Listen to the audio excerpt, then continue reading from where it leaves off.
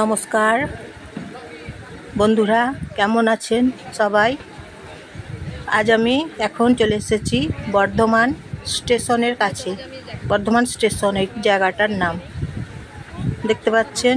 স্টেশনে এই দোকানগুলো আছে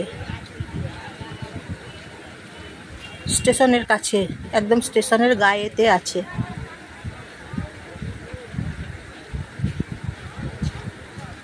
ফিরছি তারাপীঠ থেকে।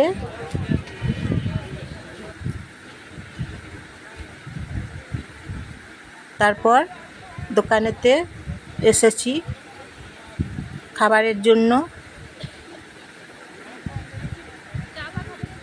খাবারের সন্ধানে এখানে দোকানে এসেছি। টোটো বেরোচ্ছে দেখুন, স্টেশনে প্রচুর টোটো দেখুন আছে। এটা ট্রেন দাঁড়িয়ে আছে, এটা বর্ধমান হাওড়া লোকাল যাবে, হাওড়া যাবে এই গাড়িটা। স্টেশনের ভেতর, এটা বর্ধমান স্টেশনের ভেতর প্ল্যাটফর্ম। তাহলে দেখতে পাচ্ছেন এখন বর্ধমান। কেমন আছেন সবাই? তারপর বর্ধমান